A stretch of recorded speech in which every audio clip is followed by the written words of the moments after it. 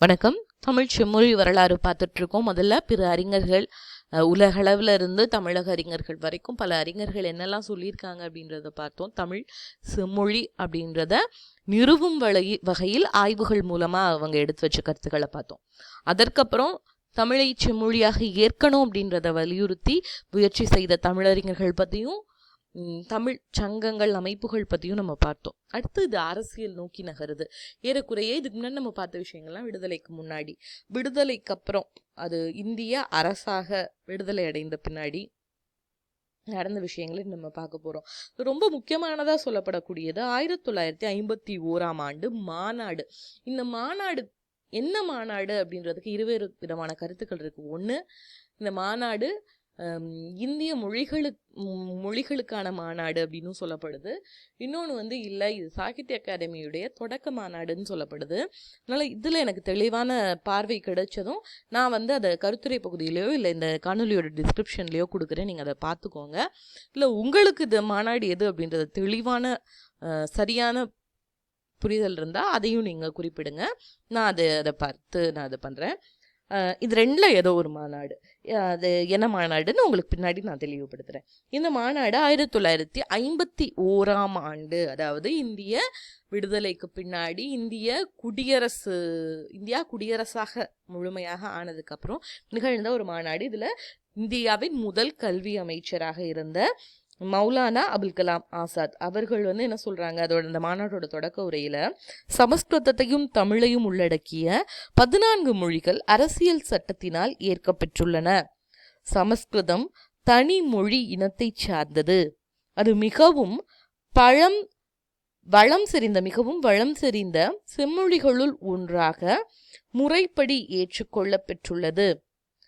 தமிழ் மொழியும் செழுமையும் தொன்மையும் மிக்க இலக்கியங்களை கொண்டது. தமிழ் கவிதைகள் அயல்நாட்டு மொழிகளில் மொழிபெயர்ப்பு செய்வதற்கு தகுந்தவை. தமிழ் உண்மையிலேயே ஒரு செம்மொழி என்பதை நாம் நினைவில் கொள்ள வேண்டும். ஒரு செம்மொழியாக ஏற்றற்கு தேவையான தகுதிகள் யாவையும் தமிழ் பண்டைய காலத்திலேயே பெற்றிருக்கிறது அப்படின்னு சொல்லி அவர் சொல்றார். அப்ப அங்கேயே ஒரு அரசியல் சார்ந்து நமக்கு அந்த அரசு சார்ந்த ஒரு அங்கீகாரம்ன்றது கிடைக்குது அப்படின்றத பார்க்கிறோம். இதை தாண்டி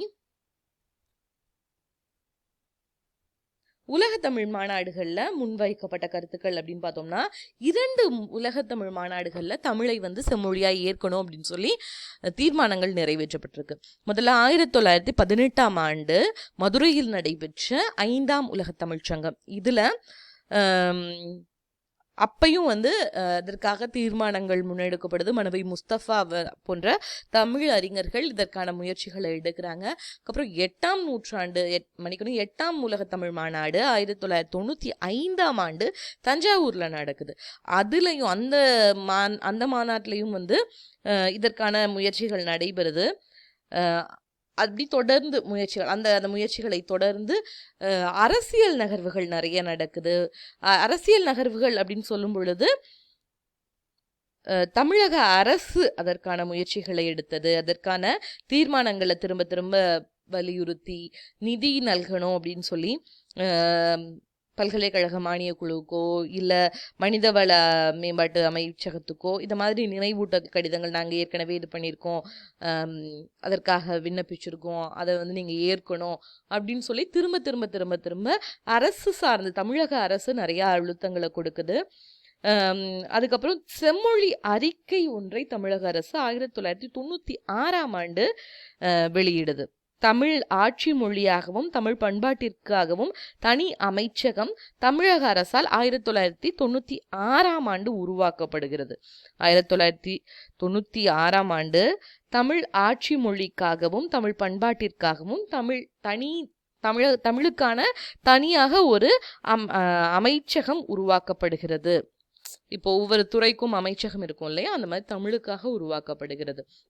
அப்படி உருவாக்கப்பட்டதுக்கு அப்புறம் அதற்கான அமைச்சராக தமிழ் குடிமகன் பொறுப்பேற்கிறாரு.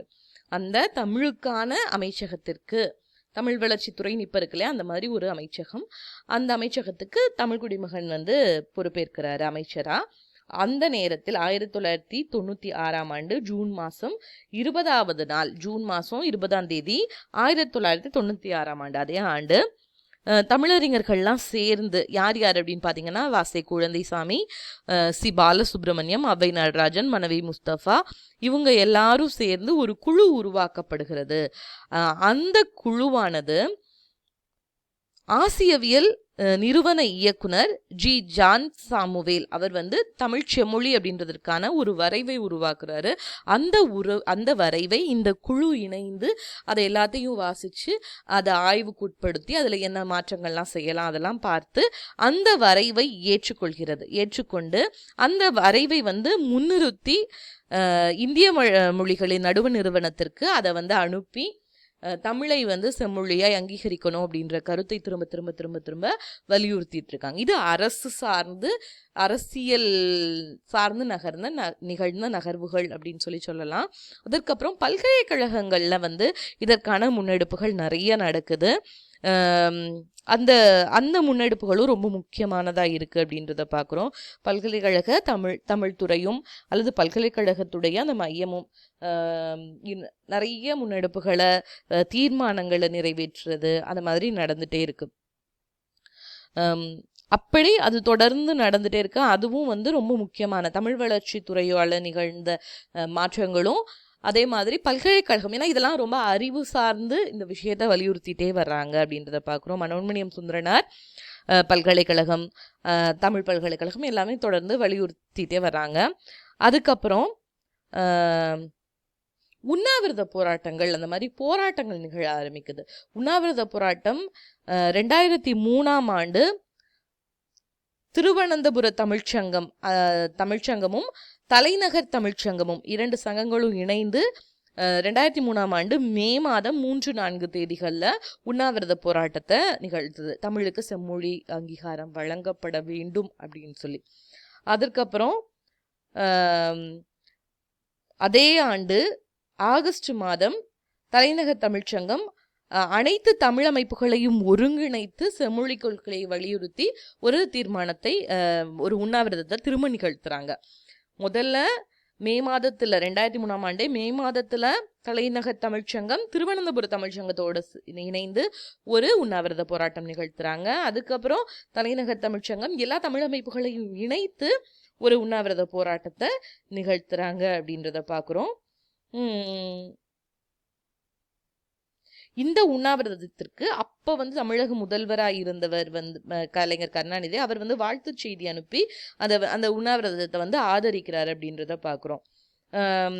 இப்படி தொடர்ந்து போராட்டங்கள் நடக்குது. அதுக்கப்புறம் வந்து கரந்தை தமிழ்ச்சங்கம் கையெழுத்து இயக்கம் ஒன்று நடத்துது. கையெழுத்து இயக்கம் நடத்தி 2004ஆம் ஆண்டில் கையெழுத்து இயக்கம் நடத்தி அந்த கையெழுத்துக்களை வந்து அந்த தீர்மானத்துக்கு பெறப்பெற்ற கையெழுத்துக்கள் இது எல்லாத்தையுமே வந்து மத்திய அரசுக்கு அனுப்புறாங்க. இந்த சூழல்ல அரசியல் மாற்றம் நிகழுது. அதாவது அந்த காலகட்டத்தில் ஒரு தேர்தலுக்கான அந்த வரைவிலேயே வந்து முக்கியமாக இந்த விஷயம் வந்து வலியுறுத்தப்படுது தமிழகத்தில். அந்த அடிப்படையில் 2004ஆம் ஆண்டு செப்டம்பர் மாதம் 14ஆம் நாள் இந்திய அரசு தமிழை செம்மொழியாக, பிழையா இருக்கு, செம்மொழியாக அறிவிக்குது. 2004ஆம் ஆண்டு செப்டம்பர் மாதம் 14ஆம் நாள் இந்திய அரசு தமிழை செம்மொழியாக அறிவித்தது. இதுக்கப்புறம் இது வந்து ஒரு அறிவிப்பா இருக்கு. அது அதிகாரப்பூர்வமாய் அரசு குறிப்பில் இடம்பெற்றது அப்படின்னு பார்த்தோம்னா 2004ஆம் ஆண்டு அக்டோபர் மாதம் 12ஆம் நாள் மத்திய மனிதவள மேம்பாட்டுத்துறை அமைச்சகம் வந்து அந்த அரசு குறிப்பில் அதிகாரப்பூர்வமாய் தமிழ் செம்மொழி அப்படின்ற அங்கீகாரத்தை அந்த அதிகாரப்பூர்வமாய் வெளியிடுறாங்க அப்படின்றத பார்க்குறோம். இது தமிழ் செம்மொழி தான். இது காலமாய் ஏறக்குறைய 2 நூற்றாண்டுகளாய் பல அறிஞர்களால் ஏற்றுக்கொள்ளப்பட்டது, விவாதிக்கப்பட்டது, அதை பற்றி பேசப்பட்டது. அதுக்கப்புறம் அந்த அங்கீகாரம் அரசு சார்ந்து நிகழணும் அப்படின்றது விடுதலைக்கு அப்புறம் ரொம்ப அழுத்தமாக அந்த குரல் வந்து எழும்ப ஆரம்பிக்கிறது. அதுக்கான காரணம், விடுதலைக்கு முன்னாடி அந்த குரல் எழுந்ததுக்கு முக்கியமான காரணம் சென்னை பல்கலைக்கழகத்தில் தமிழுக்கான இடம் மறுக்கப்படுது. அப்போது தமிழ் வந்து சமஸ்கிருதத்துக்கு இணையான மொழி, உலக அளவில் இருக்கக்கூடிய பல செம்மொழிகளுக்கு இணையான மொழி அப்படின்றத வலியுறுத்துவது அப்படின்றது அன்னைக்கு அவங்களுக்கு ரொம்ப தேவையானதாக இருந்துச்சு. அப்போ அந்த நேரத்தில் அதற்கான குரல் வந்து எழும்புது.